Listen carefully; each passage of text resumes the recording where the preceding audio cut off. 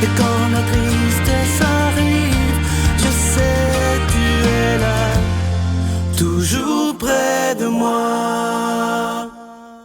Bon mardi matin, bienvenue à votre émission La Victoire de l'amour. Comme on le fait tous les mardis, on rejoint notre ami, l'abbé Pierre Gervais, Majot.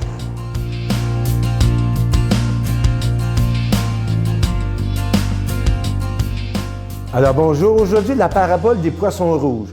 L'autre jour, je marchais vers le fleuve, il y avait un parc là, qui borde le fleuve, et tout en allant méditer sur le bord du fleuve, j'aperçois qu'il y a un petit bassin qui fait à peu près 10-12 pieds mettons 3 mètres de diamètre, et dans ce bassin, des poissons rouges, une quinzaine, qui passent leur temps, parce que je les ai observés un certain nombre de minutes, et passent leur temps à tourner en rond dans ce bassin.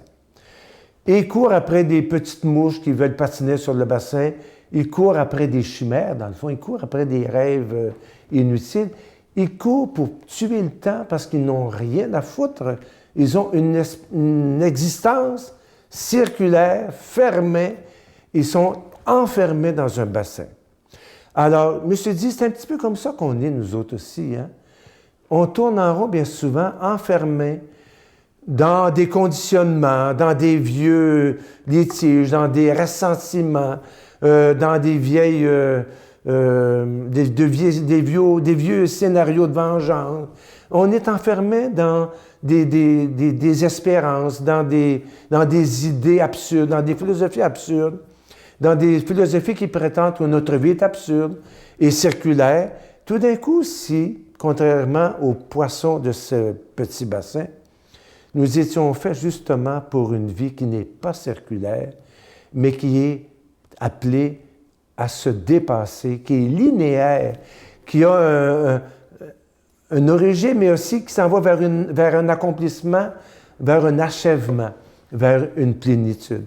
Alors, ce petit bassin de poissons rouges est devenu pour moi un peu comme l'image de l'humanité qui s'enferme dans des philosophies absurdes et circulaires, alors que notre vie est appelée à ne pas être contingentée et enfermée dans des bassins circulaires, mais plutôt une vie qui est appelée à un dépassement, un grand dépassement. Alors, quand arrêterons-nous de circuler ou de courir après des chimères, après des faux paradis, des fausses gloires, pour ainsi dire, pour pouvoir faire le point dans notre vie et nous dépasser. Se servir de tout ce qui nous embête, de tout ce qui nous fait mal, s'en servir comme des tremplins pour aller plus haut dans la vie. On est appelé donc à aller vers une plénitude. Alors, je vous souhaite encore une belle journée et gardons le cap justement sur cette plénitude à laquelle on s'en va. Bonne journée. Notre Père qui es aux cieux, que ton nom soit sanctifié, que ton règne vienne, que ta volonté soit faite sur la terre comme au ciel. Donne-nous aujourd'hui notre pain de ce jour. Pardonne-nous nos offenses comme nous pardonnons à ceux qui nous ont offensés. Ne nous laisse pas entrer en tentation, mais délivre-nous du mal, car c'est à toi qu'appartient le règne, la puissance et la gloire pour les siècles des siècles. Amen. Pour une 20e année consécutive, La Victoire de l'amour, en collaboration avec Voyage Intermission, vous invite à son ressourcement annuel à bord du Celebrity Reflection du 10 au 17 janvier 2015. Au départ de Miami, nous ferons escale à Puerto Rico, Saint-Thomas et Saint-Martin, en compagnie de Sœur Angèle, Sylvain Charon et la présence exceptionnelle de l'abbé Robert Jolicoeur. Réservation avec Voyage Intermission au 514-288-6077 ou sans frais au 1-800-465-3255. Je suis tellement content de vous parler de ce beau cadeau du mois, une belle exclusivité de la Victoire de l'amour. Et je dois vous dire que toute l'équipe, on a vraiment cherché longtemps avec nos fournisseurs pour vous donner un bel ange de Noël, collection 2014. Je suis sûr que c'est le plus beau qu'on a jamais eu. Il est très lumineux, il est plaqué argent, orné de petits zircons et évidemment, il est déjà béni. Je vous rappelle que vous le recevrez avec un don de 25 $ et si vous en voulez deux, avec un don de 40 $. Et j'aimerais répondre à la question de certaines personnes qui se demandent comment se fait qu'on est obligé de parler d'argent.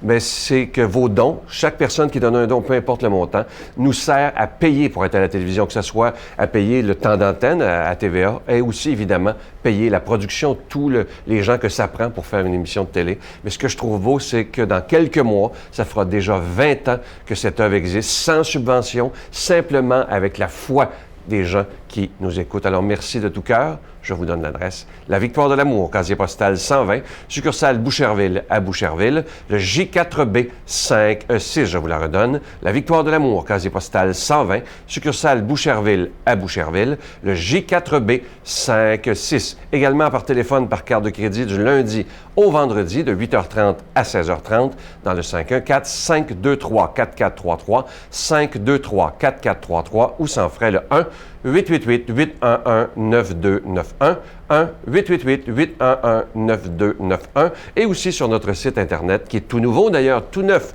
le www.lavictoiredelamour.org. Merci de votre grande générosité et merci de votre prière, c'est ce qui est de plus important.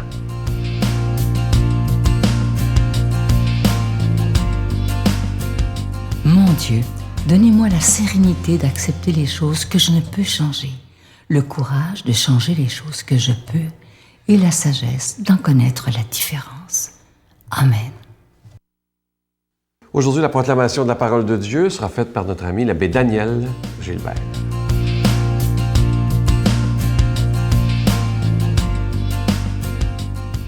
Jésus disait aux apôtres, « Lequel d'entre vous, quand son serviteur vient de labourer ou de garder les bêtes, lui dira à son retour des champs, « Viens vite à table ».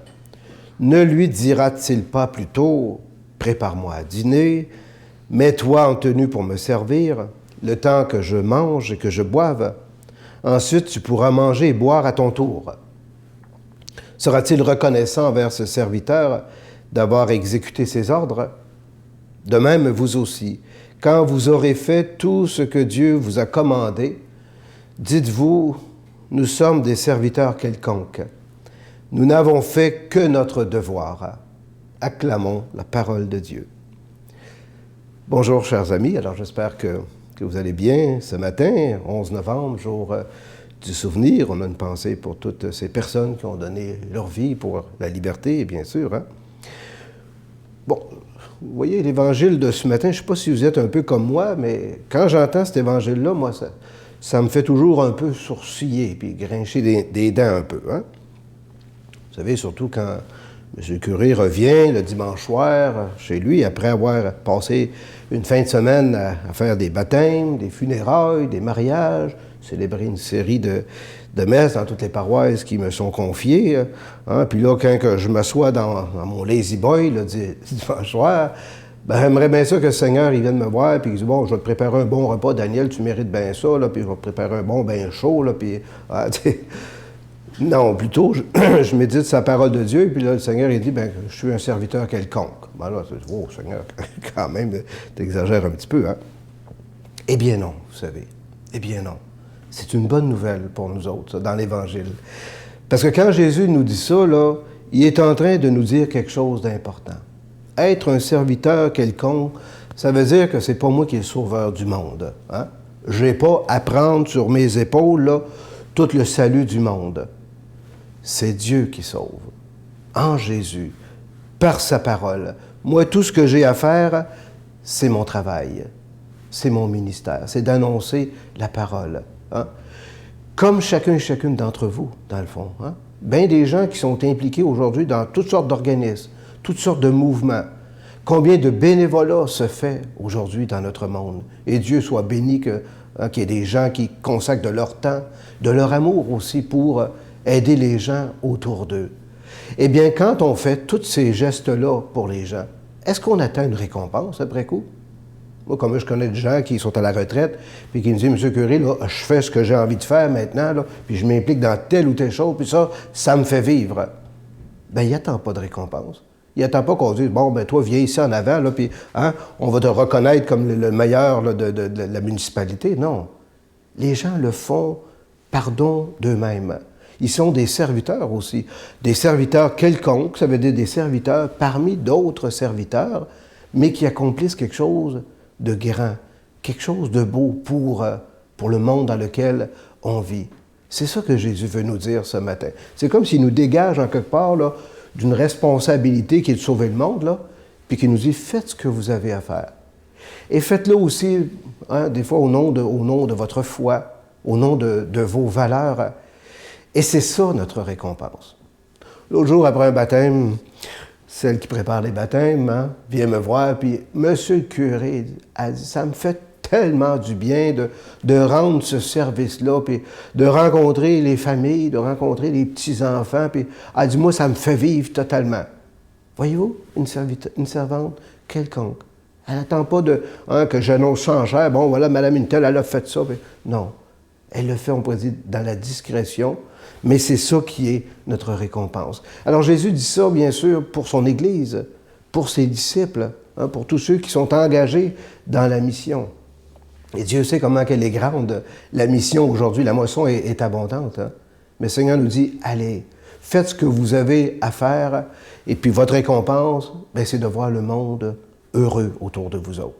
Moi, des fois, après les messes, les gens viennent voir, « Ah, monsieur le curé, c'était beau votre homélie, ça m'a fait du bien. » Bien, j'ai dit, ça, c'est ma récompense. Je me dis, voilà, la parole a touché le cœur de cette personne-là, et j'en attends pas plus.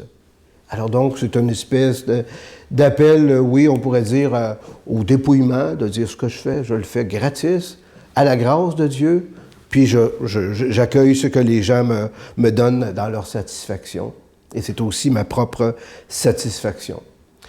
Alors, je demande au Seigneur ce matin, spécialement pour toutes ces personnes engagées dans toutes sortes de mouvements puis de services, de continuer d'agir dans cette belle attitude hein, de don de soi-même, de gratuité, d'écoute et d'accueil, et de tirer surtout satisfaction de tous ces petits engagements-là qu'on prend pour rendre notre société meilleure.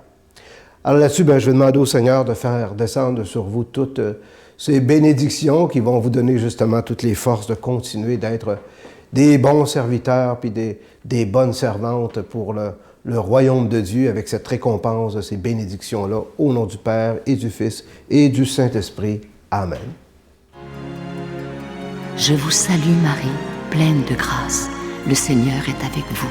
Vous êtes bénie entre toutes les femmes, et Jésus, le fruit de vos entrailles, est béni. Sainte Marie, Mère de Dieu, priez pour nous pauvres pécheurs, maintenant et à l'heure de notre mort. Amen.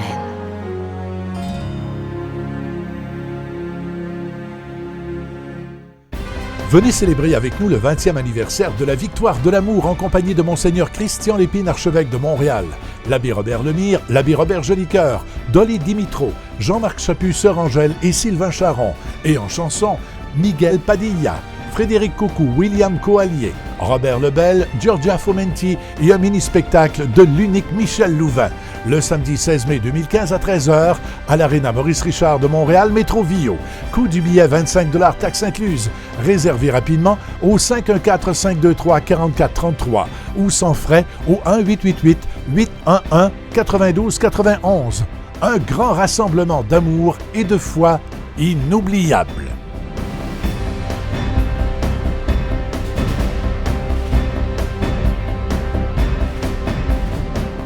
Je vais vous laisser avec une pensée que j'aime beaucoup, qui a été dite par Steve Jobs, vous savez, ce fondateur d'Apple, qui est décédé malheureusement d'un cancer, qui disait ceci: « Ton temps est limité, alors ne le gâche pas en menant une existence qui n'est pas la tienne. » Ça, c'est tellement vrai. Vous savez qu'il y a tellement de gens, vous en avez sûrement autour de vous, qui veulent toujours plaire tout le temps, ou en se disant « Qu'est-ce que les autres vont dire? Qu'est-ce que les voisins vont dire? » Ce qu'il est en train de nous dire Steve Jobs, qui est mort dans la cinquantaine, pas important ça. L'important, c'est d'être bien avec soi-même, d'être bien avec Dieu, et c'est ça le plus important. Alors, notre temps est limité. Oublions jamais ça. À demain.